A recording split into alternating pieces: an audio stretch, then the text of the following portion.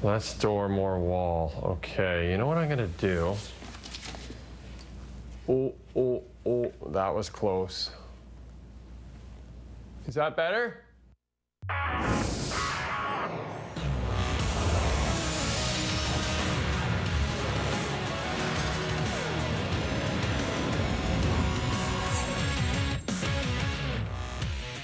Sports Center with Jay and Dan, presented by McDonald's. Well, the big news from Monday, Major League Baseball, more players on the Miami Marlins testing positive for COVID-19. We're going to get to that in just a second. But first, how about some baseball highlights? Because baseball still is continuing. Blue Jays taking on Washington. Here's Lindsay Hamilton. Thank you, Jay. That's right. It's the Jays and Nats. Bo Bichette scratched just minutes prior to first pitch due to hamstring tightness. It was none other than Teoscar Hernandez moving into the leadoff spot for this one. And he makes an immediate impact. Very first pitch of the game, just smokes it to right center field for a solo shot. Hernandez with his third career home run in the leadoff spot. First long ball of the season for him. The Jays take the very early 1-0 lead. More long ball from the Jays in the fourth. Rowdy Tellez leading off the inning. Absolutely crushes this one to right field. You can make it 2-0 Jays. Two batters later, Stanny Jansen. He's also going to take Sanchez for a ride. This solo shot to left field as the Jays keep pounding them on 3-0 now. Now, Lourdes Gurriel Jr., he's a prepared man. Wants to make sure everyone is properly sanitized. Keep those hands clean, folks. If you're in a high five, you have to sanitize. Bottom half now. Brandon Drury also drawing into the lineup as a result of Bo Bichette being scratched. Makes an impact defensively. Nats with two on. Drury snags a line drive, throws it quickly over to first. Nice double play. Jays escape the threat. Hernandez, meanwhile, continues to shine in that leadoff spot. Fifth inning, he's got another. Cranks his second home run of the game. The seventh multi-home run game of his career. 4 solo shots by the Jays. That gives them the 4-1 lead. Let's go bottom 8 now. And we saw some more good D from the Jays here. Santiago Espinal now into the game. Gray Pickett short. Little flip to second. The throw over to first completes the double play. Once again, ends the threat. Bottom 9 now. Anthony Bass comes in to close things out. Nice play to field the ground ball. Throws in time to seal it. Toronto's now won 6 straight games over Washington. 4-1 your final. Jay, let's go back to you. Thank you, Lindsay, so much. Isn't she great? Now, as we mentioned before, the big sports news from Monday, the fact that even more Miami Marlins players have tested positive for COVID-19. And this, unfortunately, has everybody very concerned. 7 more Marlins players, 2 coaches have tested positive. It appears an outbreak has spread throughout their clubhouse, resulting in at least 13 confirmed cases in the recent days. Now, because of this, baseball postponed the Marlins home opener against the Orioles. That was supposed to be Monday. They've also postponed a game between the Phillies and Yankees as the Phillies just wrapped up a series against the Miami Marlins. We talked about the situation. I think most of the owners realize that we built protocols anticipating that we would have positive tests at some point during the season, that the protocols were built in order to allow us to continue to play through those positives. And I think there was support for the notion that we believe that the protocols are adequate to keep our players safe. It's been said that one team with an outbreak such as this is baseball's worst nightmare. Is that the way you look at this situation? I don't put this in the nightmare category. I mean, obviously, we don't want any player to get exposed. It's not a positive thing, but I don't see it as a nightmare. We built the protocols to allow us to continue to play. That's why we have the expanded rosters. That's why we have the pool of additional players. And we think we can keep people safe and continue to play. And so we bring in our baseball insider, Steve Phillips, to talk about it. At least for now, Steve, the baseball season will continue. Is that the right decision? I really do think it is right now. I mean, look, all along, everybody contemplated, the owners and the players, not only the possibility, but the distinct probability that we'd have an outbreak on any individual team. Now, how do you contain it? How do you make sure it doesn't spread to other teams, to umpires, to stadium workers? Those sorts of things are something they're going to have to manage, and they're learning as they go. But Major League owners had their scheduled conference call today, and there wasn't a single owner who believed shutting down the season was the right thing to do. So they came up with the 60-player pools for a reason, to be able to sort of handle this sort of situation, that if, players have to be quarantined and shut down for a period of time, they've got other guys in to subsidize the roster to continue playing. They'll have to manage it, see what the further testing indicates. Did it spread to the Phillies? And if it did, how do you manage their situation? But for the time being, I think it's the right decision to try to push through it. Well, and you brought up the Phillies, Steve. They're awaiting results to see if this is a bigger deal than we originally thought. I guess the question is, what lessons does baseball take away from this particular situation? Yeah, I think that there's a learning curve here. You can put all the safety and health protocols together that you want, but you learn on the fly. And what we've learned is that the Marlins had one player test positive when they first got to Philadelphia, then 3 other players test positive, and at that point they should have considered it an outbreak. That maybe instead of playing the game on Sunday, they should have shut everything down, quarantined, isolated players, taken further tests to try to get a handle on where this was going. Instead, we played the game Sunday. Did it spread to other players? Did it spread to the Phillies players and to the umpires? And so I think that you'll see in the future maybe more conservative action by Major League Baseball, that when you have 3 or 4 at one time, you need to contain it. You need to shut it down, get a handle on it. You can make up games with double headers. You'll figure out the scheduling at a later date, but you want to make sure it doesn't get away from you. And now they hope that this situation hasn't gotten away from them with the Marlins. And Steve, you said it. The owner's mindset is keep playing. So assuming they're able to keep the season going, what about the player's mindset? How is the player's mindset affected after these positive tests? Yeah, that's the wild card in all of this. We've already seen one player, Tim Collins, reliever for the Rockies, who's decided to opt out after the Marlins situation. He's like, you know what, that's too close to home. This is going to make it real for everybody, and it's a real opportunity for teams and the commissioner's office and Players Association to get players to buckle down. I saw guys spitting. I saw guys licking their fingers before throwing pitches. I saw high fives and hugs. They're not practicing the social distancing they really need to. And I think we've been fortunate so far that it hasn't spread more rapidly. It's an opportunity to pull it together, but those players who entered with trepidation, who had some level of concern for health of their family, for themselves, they may look at it now and say, you know what, this got too big too quickly. I don't want to put myself at risk, my family at risk. There are a lot of players who just need a certain level of service time before they qualify for free agency in the offseason, or they get to arbitration eligibility. And once they get there, they may decide it's not worth it for them. So we'll see. I think each player continues to monitor the situation, and that's why containment is critical to allay the fears of players around the game. That is our baseball insider, Steve Phillips.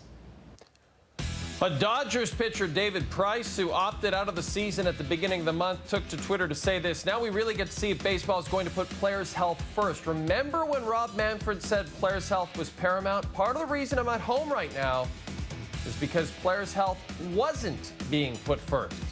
And I can see that hasn't changed. The NHL and NBA are operating obviously under different circumstances, utilizing the bubble format to keep players contained. Players from both the NHL and NBA weighed in on baseball's situation and if it increased concerns about their own situation going forward. The Marlins and the MLB are doing their own thing. I'm not really paying attention to it too much. I know they're still doing a lot of traveling back and forth and all this stuff. I think for us, we're looking more at the NBA, who's been in the bubble for however long days and haven't had a positive test. And I don't know the last time really I heard of one there. So I think that's what we're looking at more. We're doing the right things. Honestly, it wasn't that surprising. Again, just with baseball and other sports, even football, I feel like the NBA has done probably the best job. And I think I heard somebody here say it. This is probably the safest place on earth. We haven't had any positive tests, and the NBA is testing us every day. We got to do certain things every time when we wake up in the morning, which, as you guys know. Baseball's obviously different. They're traveling around all over the U.S. and in different cities where, there's high infection rates. So As players, I think we feel pretty safe at where we're at right now. It almost sounds similar to us back in March, before we knew things. So I'm sure they're probably doing all the research to try to figure out how they can keep everybody as safe as possible. So obviously the players in the NHL have arrived in the bubbles, in the hub cities. So if you're watching us in your hotels, we certainly appreciate that. And we want to get you involved in the television show by getting you involved in this next segment, the NHL Hub City social media roundup, because we've seen the stuff you've been posting. The fact that the Nashville Predators did this for all their players. This is Matt Duchene's room, his family, pictures of his family, former Spokane Chief Derek Ryan. Look at that. He's got pictures in his room as well. And then Moose Jaw Warriors legend Troy Brouwer. The kids drew him some cool pictures. That's the NHL Hub City social media roundup. So you can see just arriving in the hubs, players are doing okay. And the great news is that in the final week of testing before they went into the hub cities, 0 positive cases, an amazing thing. Now our own Ryan Rishaug is here to tell us what the players can expect over the next few days in their hub cities. Both the National Hockey League and the Players Association have to be breathing a big sigh of relief with Phase 3 now completed and it virtually done COVID-free. The teams have now arrived in the 2 hub cities and they face the next big hurdle, which is the testing protocol.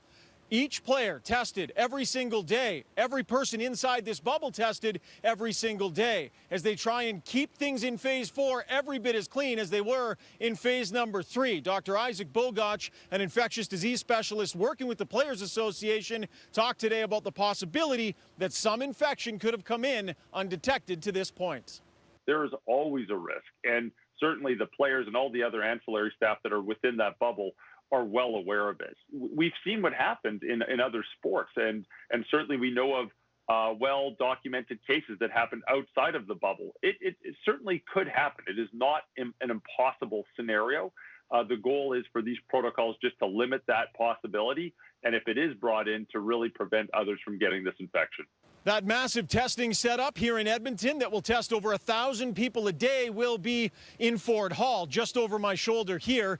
That's between the arena and the JW Marriott, where the bulk of the players are staying. Testing starts at 7 a.m. every day, and turnaround times on these tests in order for the system to run smoothly expected to be 24 hours or less. Ryan Rishaug, TSN, Edmonton. Ryan, thanks so much. Sidney Crosby, a full participant in Pittsburgh's first practice in Toronto on Monday. Crosby had practiced with the team just once since July the 18th because of an undisclosed reason. Coach Mike Sullivan says he'll decide Tuesday if Crosby will play in their exhibition game against the Philadelphia Flyers. That was just a shot of Crosby walking there. Coming up, PK Subban has a new workout buddy. You're watching Jay and Dan, brought to you by McDonald's.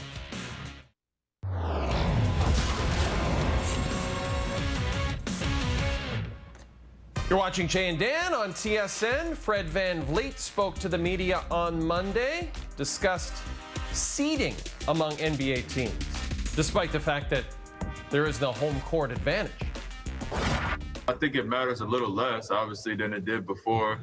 Home court was designed with the intention that you be playing on your home court. So none of us here are on our home courts. And obviously, we're not trying to lose any games, but I think it definitely changes the dynamic from that standpoint. But until we get some guidance from, nurse or management, I mean, we're going out there to hoop every game and to win every game. So we'll see what their game plan is. We haven't really much talked about it. And for the most part, we just keep things simple and try to win every game we can. And it's worked for us so far. So the Raptors play their final scrimmage game on Tuesday before their first seeding game against the Lakers on Saturday. You can catch our preview show on Wednesday. And that's 8 Eastern, 5 Pacific here on TSN. As we walk over, if you're a fan of our show but you haven't seen it for a while, usually the walkover means we're going from our desk to our chairs. But the Jay and Dan at Home show, we just stay where we are. We just stay here. Toronto Maple Leafs, of course, always lots of pressure, always lots of media speculation about when the Matthews and Marner duo will get past the first round of the playoffs. It seems they're too young for this kind of pressure. But here's what I really want you to pay attention to in the following clips. Number one, Kyle Dubas has a terrific beard. And number two, Auston Matthews, though he doesn't say anything, has a pretty great bucket hat. I think we have a lot to prove. I don't think that anyone questions the talent of the group. I think that the questions around the group are surrounding it, and Sheldon's talked about it, and the players have talked about it, and I've talked about it in different availabilities, and we've talked about it privately as well, is that we need to take I firmly believe that we need to continue to take steps with our defensive play, and I think that's number one. The root cause of that is just our mindset and becoming an elite team that really values how we're performing defensively. When phase two kind of started, everyone kind of got back into the city. Everyone started skating in the 5 or 6 man groups it was. And then when we got able to get the kind of 2 lines and 4D guys out there and get scrimmages going, I felt like really our whole team was back at that point. So we've been together for a long time. It's been competitive really since phase 2 really opened up. So I think we're really hungry to start this thing up. We're hungry to prove ourselves out here. Well, ladies and gentlemen, we don't have PK Subban in either of the bubbles, and that's because PK Subban plays for the New Jersey Devils, and they are nowhere near the postseason. But if you asked yourself, are we going to get any PK Subban content? The answer is yes, because he posted this video to social media on Monday, working out with The Rock, and The Rock is helping PK target his lats. Target his lats. So there you go. Nice work, PK. Now, on this show, we happen to be huge fans of Howard Stern. I'm sure you are too, or maybe you're not. It's really none of my business. But we are fans of Howard Stern, so you can imagine how delighted we were on Monday when Howard Stern gave us a shout out on his SiriusXM radio show. Take a listen. On Canada's Sports Network, TSN, Jay and Dan of Sports Center brought up Baba Boohai while talking about professional golf coming back. Here you go. So, Dan, I guess the only question now that we know the PGA is returning this weekend, you can see the third and final rounds of the Charles Schwab this Saturday and Sunday on TSN. I guess the only question I have, Dan, is will the players have to yell Baba Booey at themselves on the tee? Good Howard Stern reference. Yeah, good question. Good question. What's the answer? Who the hell knows? These poor sports guys, what are they talking about? I know, they got to make up something to talk about. Yeah, well, we did, didn't we? Thanks, Howard. The Jay and Dan podcast is also brought to you by McDonald's. And this week, we've got Don Taylor on the podcast. Legendary Vancouver sports anchor. We're going to ask him if he was ever offered a job by TSN. That's this week on the Jay and Dan podcast. Along the pitch. Also should mention on this Sunday, we will do our very first show back in studio as the NHL returns to the hub cities. So make sure you check us out from the studio as of this Sunday. Thanks for watching, everybody. Take care.